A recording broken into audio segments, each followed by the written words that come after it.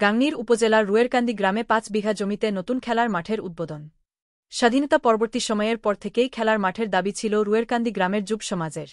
কোন প্রতিযোগিতায় অংশগ্রহণের জন্য অনুশীলনে যেতে হতো পার্শ্ববর্তী হেমায়েতপুর অথবা মিকুশিস হাই স্কুল মাঠে। গ্রামের যুবসমাজ গ্রামবাসীর কাছে আবেদন করে খেলার মাঠের জন্য। স্থানীয় যুবক আনোয়ার হোসেনের সহায়তায় গ্রামের লোকজন একতাবদ্ধ হয়ে একটা খেলার মাঠ তৈরির সিদ্ধান্ত নেন। সে অনুযায়ী সকলের উদ্যোগে খেলার মাঠের জন্য ৫ বিঘা জমি প্রদান করা হয়। রবিবার দুপুরে এক অনাড়ম্বর পরিবেশে খেলার মাঠটি উদ্বোধনকালে স্থানীয়রা জানান, এখন থেকে এই মাঠে অনুশীলন করতে পারবেন তারা। সেই সাথে নতুন নতুন খেলোয়াড় তৈরি হবে। বিভিন্ন খেলার প্রতিযোগিতায় অংশগ্রহণ করতে পারবেন তারা। মাওলা বক্স জানান, গ্রামের লোকজন একতাবদ্ধ না থাকায় খেলার মাঠ তৈরি করা সম্ভব হয়নি।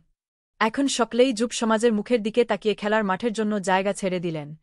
এতে যুব সমাজের কাছে গ্রামের লোকজনের মূল্যায়ন বৃদ্ধি পেল। মুজিবনগর খবরে নিউজ এর জন্য যোগাযোগ করুন। আশফারুল হাসান সুমন, উপদেষ্টা সম্পাদক, মোবাইল 017222266006।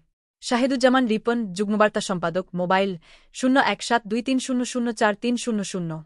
অধ্যক্ষ মহসিন আলী আঙ্গুর, সম্পাদক ও প্রকাশক, মুজিবনগর খবর.com, মেহেরপুর।